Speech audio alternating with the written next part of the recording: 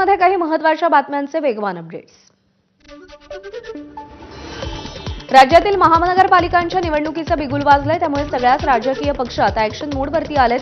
अशातच काँग्रेसचे प्रदेशाध्यक्ष हर्षवर्धन सपकाळ यांच्या अध्यक्षतेखाली महानगरपालिका क्षेत्रातील जिल्हा काँग्रेस अध्यक्ष आणि विधानसभा प्रभारींची बैठक होणार आहे। दुपारी 1 वाजता टिळक भवनामध्ये ही बैठक पार पडेल।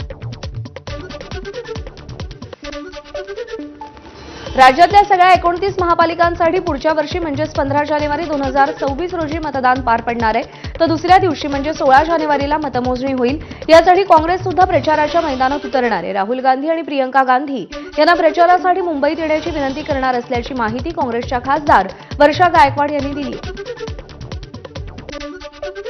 महानगरपालिका एशियातली मोठी महानगरपालिका आहे, त्यामुळे नक्कीच विनंती केली जाईल। आणि सातत्याने मी बघितले की राहुलजींचा नेहमीच मुंबईवरती प्रेम राहिलेलं आहे, त्यामुळे ते मला अपेक्षा आहे की आम्ही त्यांच्या संदर्भामध्ये विनंती त्यांना करू आणि त्या संदर्भामध्ये त्यांना बोलवण्याचं काम करू।